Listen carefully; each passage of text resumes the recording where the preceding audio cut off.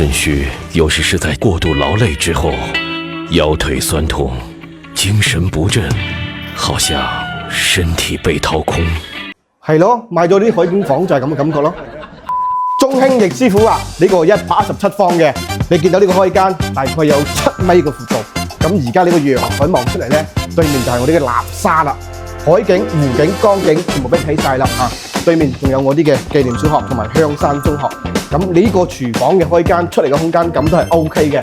南向嘅陽台佢係做到南的對流雙陽台嘅啊！呢邊到時後期可以做一間房，可以做成4房噶啦。入邊咧就有3間房喺度嘅。嗱，咁呢邊咧可以做一個房間噶啦，公共衛生間都係做咗3隔斷嘅。南向嘅次臥空間感出嚟都係拉滿晒噶啦。呢度如果你唔做房間，你直頭做成衣帽間，佢個採光視野都係望我啲對面嗰個南沙噶啦。主人房入到嚟咧，帶個套間嘅南向出到嚟望到我啲嘅就係深空通道同埋我啲嘅翠興出口。咁而家呢邊咧，距離深空通道只有800米，距離香山地鐵站係350米嘅。800米有我啲嘅香山中學同埋我啲紀念小學，呢段教育配套同埋交通配套都係 No.1 嘅。咁而家嘅單價都係17000左右，價錢唔啱嘅仲可以傾。如果唔要大通收嘅，減3000蚊。